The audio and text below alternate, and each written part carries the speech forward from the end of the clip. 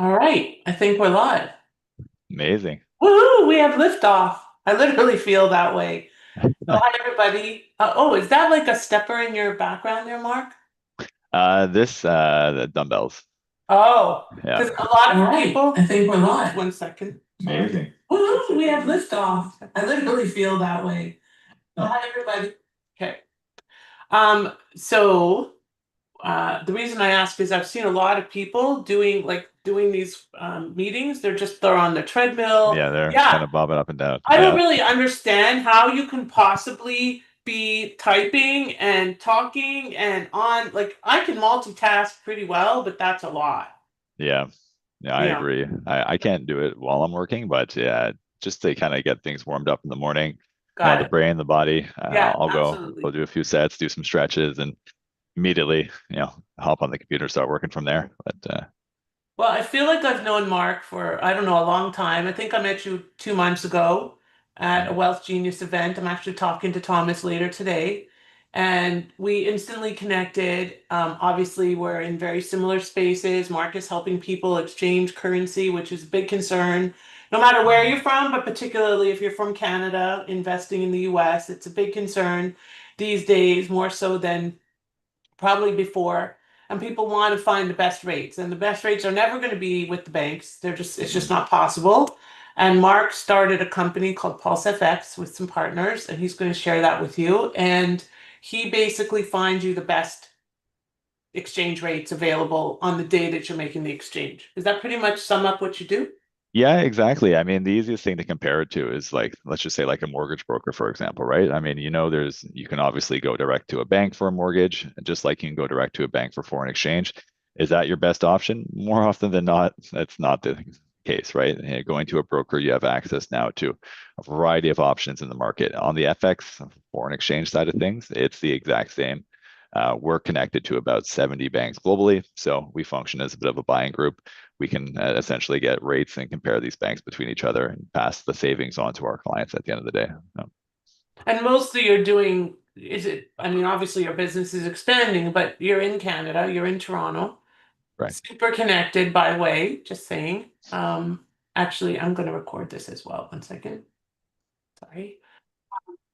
Mark is super connected. When I was in Toronto recently, he invited me to join his BNI chapter's meeting, and it was virtual, which was good because I didn't have to be up at 5:30 to get to Summerhill Station, pretty much, so that I could Yeah. attend in person. And it was a really good meeting. They're very, very high-end professionals in his BNI, so that was awesome. And he also sponsored two of our events while we were there, because again, everybody that's moving between countries needs currency exchange. They need to convert their money. You can't buy in most places from Canada directly. You have to convert to USD first. Mhm. Sometimes you can convert directly to whatever the currency is there, but in most places it's through USD, right? So it's the most common Correct. one you're dealing with is Canadian to US dollars, right? Yeah, I would say about 80% of our business is between Canadian dollar and US dollar. Kind of like me, 80% of my business is between Canada and the US. So that's what another place of synergy. But Mhm. what I really like about Mark is that he's very client centric and very focused on attending to the needs of clients and really finding them ways to strategically save money. So the title of this was How to Save Thousands, if not Millions, when you're moving cross border. So can you give us a few examples that you've helped people save money and what that looks like in terms of numbers? Yeah, for sure. So the interesting thing about banks is if you're an individual, and this also honestly applies to businesses, especially if you're investing through like a holding company, for example, um, you know, individuals are considered a higher risk with the bank. Same with holding companies, considered higher risk. Mhm. So generally that means banks will charge a lot more for their services, whether it's, foreign exchange, a line of credit, mortgage, you name it. If you have very little history with the bank, or if you're an individual in general, just being higher risk, they typically charge an exorbitant amount. Anyone knows this when you go to the bank to exchange cash, like you're going on vacation, for example. You go in, you need a couple $1,000s, and you look at the rate and kind of scratching your head. More often than not, it's 3 to 4% above what you think the market would be. On the the foreign exchange side of things, definitely a huge opportunity for individuals to look into savings, I would say. Whether like I'll give you a few examples based off my experience. So whether you're an individual or business, both kind of apply. I had a client, for example, who lived in Nova Scotia and wanted to. He sold his business. I think he was around 67. Sold his business to TELUS, a huge telecommunications company, for a good chunk of change, let's just say. And he wanted to, like anyone living in Canada for a prolonged period of time, move to Miami for nicer weather and the beach, for example.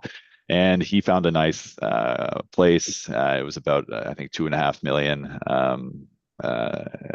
It's a nice house, kind of in I can't remember the region of Miami now, but anyways, nice region of Right, I Miami. didn't help him find that house. That's a shame. Fair point. Fair Next point. time, next time. Next time, I can reconnect with him and see if he's still looking for an There you go. upgrade. Yeah. But yeah, so he sold his business and he went to go make a payment, and he was going to actually buy it outright. Just because once more, he sold his business for an exorbitant sum. It wasn't really a huge ordeal for him. So he went to the bank to get a rate of exchange, and they were going to charge him roughly 3% on his currency exchange. So if you do the math on that, I'm just thinking off the top of my head here. So for every million, essentially, the bank was going to charge him roughly $30,000. So multiply that once more by 2.5. We're talking some incredible amount of money here that he was going to get charged, and not to mention he had to. It's not like he could call someone up to do this transfer. He had to get in his car, drive to the bank, wait in line for 20, 30 minutes, and eventually get up to the teller and Yeah. say, hey, I check my account. I need to send a wire. At which case, there's a lot of back and forth. Is this wire information correct? And then when it goes to get the rate, he's like, wait a sec, what? Hmm. Like, you're almost charging me 100 grand for me to drive into the bank to initiate this transfer just to buy a home so I can retire. So that Yeah. is probably one of the more glaring examples. I'm not going to say it's like that across the board, and obviously, that's a larger purchase in the scheme of things. But I've seen this exact scenario play out many times. People investing in property with like via syndication, for example, or through direct investment. I've seen people doing 50K at a time, perhaps, and they're still Mhm. getting charged. I would say 2 to 3% from the bank, which is Yep. still like a crazy sum of money. I mean, we're talking about uh, you know, upwards of, let's just say, $1,500 just for you to click book at a bank on a sum of that amount. I mean, that's money that can easily be better spent in a million And different then they places. also still even charge you wire transfer fees on top of that. Correct. Wiring. And So that's a yeah, whole other story. Yes. exactly. And that's also a major, I would say, scam in a sort. Like, it's either for like $50, sometimes it's $90, sometimes it's a percentage of the overall transaction. Mhm. So it's you can't even really tell at the end of the day until you're literally standing in the bank and they put the fee in front of you and they say, do you accept this? And What yeah, choice do you have at that point other that or you're losing your property opportunity? exactly, right. So that's the banks for you in general. So definitely, we've seen this play out time and time again, whether you're an individual investor or whether you're investing through, like I said, a company or a holding company. Generally, we're able to show, I would say, around 2 to 3% savings versus what an average bank would provide to an individual or to once more a holding company. Um, Mark, what's your background before this, before you founded this? Yeah, so I mean, I've honestly been in this industry 14, going on 15 years. Before that, I You actually were like worked. 10? Yeah, let's go with that. I thank you. But before that, actually, I spent a little bit of time working internationally. So I worked a little bit in Mexico and I worked in China, actually, helping Canadian businesses expand and create connections in new markets. So Mhm. that's why I've always been big on partnerships and getting a sense of good connections in various regions around the world, because that's really where my career began. So anyways, I started in Mexico and China, had a lot of these connections, understood a lot of the landscape in terms of the macroeconomics, the what to look out for in terms of market movers between different currencies, understanding how politics plays in, for example, to Oh currency my, exchange. does it ever? Yeah, I mean, case in point, this year alone, the amount of volatility between the Canadian and U.S. dollars, Unbelievable, right? I think it has, staggering. but there was a time during COVID that it was a little crazy. Yeah, I mean, Like honestly, when the yeah. mask mandate was causing a lot of pressure on the Canadian economy and stuff. I Mhm. think but this with the tariffs, it's like, yeah, Yeah, I mean, this year alone, we've seen close to 10% crazy, volatility in the crazy movement, amount. Yeah, for sure. which is, it's big whether you're a business or an investor, right? I mean, if you're looking at a project and by the time you go, you sign off on it, and by the time you go to make a transaction, right? I mean, you have to think about, how the currency might move, what the volatility is, the time frame there. There's just And well, so let me interrupt you for a moment. You're talking yeah. about the time frame and how the currency might move, right? And I think Mhm. people are very unaware, myself included. Like when you quote a rate, right, at let's say 10 a.m., Mhm. how quickly can that rate change? Like obviously not like 0.0000, but how quickly can that rate change that would actually have an impact on whatever amount you're converting, even if it's $1,000? Yeah, so I mean, firms like ours will typically go off the live market. So I mean, really, that on our end, when if we're quoting a client, we actually see the rate consistently move during that quote. Now, if a client agrees to a rate on our end, we can lock that in Mhm. for what we call T plus two, so today plus 2 days, so the client has a bit of time to actually settle the transaction. But at that point in time, we do buy it from one of our banking suppliers, so that's why it is So if it secure. drops after that, within those 2 days, they're stuck with that rate because they locked in. Correct, yeah. And the reverse as well, right? I Right, mean, of if the course, of rate then course. goes against them, we're not going to come back and ask for more money Got it. necessarily. So yeah, they can lock it in. But yeah, really the market, it's a live market, right? So I mean, I've seen times where, you know, the case in point this week alone with the two interest rate announcements out of Canada and the US, where going Right. into each announcement, you see a great deal of speculation and volatility in the market where you can see anywhere between half a cent to a cent movement alone. So, depending on what's coming out in the market, that also should be factored into your decision on when to move funds over. Because yeah, if you look at what the forecasts are predicting as well in terms of movement, in terms, let's just say interest rates, inflation figures, a lot of that can cause a great deal of volatility on the day those figures are released. And especially if you're trying to book a transaction, literally the minute those figures are released, it's usually not conducive to getting a great rate, because sometimes this is a little insider detail and tip here. The banks will actually set buffer rates in and around Oh, big yes. decisions so they can cover their own positions, so to speak. Uh-huh. Interesting. Interesting. So, Mark, let's say somebody like wants to buy a $2 million property, let's say, and they want to kind of play the currency rates. Is there any guidance for them? I guess it's really a crapshoot because you don't know any better than most other people. You're watching it live, just like the stock market, the ticker is Mhm. changing, and it's the same kind of thing. When you make the purchase, that's the that minute is that rate, and that's what you're locking it in. Is there anything based on the past 6 months of volatility that you would recommend? Is it better to wait? Is it better to act quickly? Is there any logic to it? Yeah, I mean, there's no one size fits all approach. It really depends on the time frame, the risk tolerance of a client. If, for instance, you're out in the market and you're looking for a property, you don't know how much it's going to be. I wouldn't necessarily say commit to converting everything right away. Maybe convert at least enough to cover a deposit or show you have funds in account, and then maybe take a bit of a dollar cost averaging approach. So breaking it down maybe on a weekly basis. If for instance, you're looking to buy something, let's just say within the next couple months, and it's going to be, I don't know, $1 million, for example. Maybe moving funds over in chunks of, a couple 100,000 at a time. To play it a Um, bit, leverage your economy of scale, leverage your options a little, right? yeah, exactly. Especially these days, there was a period of time where it was a little bit easier.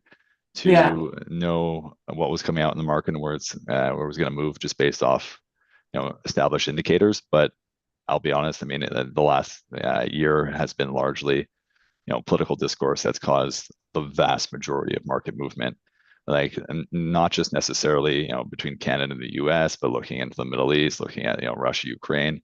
right. All these factor into market volatility. So there's a lot happening over the last year. I mean, truth be told, I suppose there always is, but now more than ever, political commentary is causing a tremendous amount of shift in the currency markets. Yeah, for sure. I mean, it's been a crazy time for anybody in the international space, as we discussed when we met in Toronto. It's just Yeah. been crazy. And also it's even true like in the real estate world. Like we actually have a listing right now. It's on auction. And it's a very unusual way to sell a listing, but it's an older home, very large home, needs to be completely renovated, probably gutted quite a bit. And we put it on auction for, I'm not even going to tell you the numbers, but I will, but it's crazy. Okay, so it's 5,400 square feet. Excuse me. And the appraisal was just under 700,000. Okay. Can Wow. you imagine that in Toronto? Yeah. That's like anyway, we put it on the auction at 490. We have 7 offers. The highest one so far is 680. So the auction creates a bidding war. Mhm. And everybody's like, well, what can I get it at? And what's the sure price? And what we don't know. There's a reserve, and it all depends on what happens. And it's the same in the real estate market. Well, when's the best time to buy? Well, we don't know. The best time to buy is when you want to buy. Mhm. Okay. Yep. And if it's all about how much money am I going to save, you're never going to be successful in whatever business you're doing. So at the end of the day, we have trusted partners like Mark that can help to guide you through the process and help you make sure that your money is secure and safe. Because at the end of the day, that is what matters the most. Not to save a 0.05% maybe, but to make sure that your money is safe and secure. Mhm. So to that end, Mark, how do people reach you? And by the way, I'm not no sure if I'm supposed to say that, but Mark, Florida appeals to Mark too. I'll just say This is true. the Yes. cold in Toronto is not for him. I have learned that Yep. recently. So, Every um, year that goes by, I yeah, wonder why I have not made the leap, but and you need to do it before the kids come along this is true. because Yes. then they'll be born here, and then everything is different. There we go. There we go. Yeah. So, how do people reach you? Yeah, so they can reach me via my email, which is marc dot Racette, RACETTE at pulsefx.com. My number is 416-848-1028 as well. And my website, if they want to learn more, is www.pulsefx.com. Thank you so much for your time, Mark. I look forward to a long and fruitful relationship on both sides of the border. Likewise. And if anybody wants a direct introduction, just reach out and I'm happy to make it. Thank you so much, and we will see you soon. Bye for now, everybody.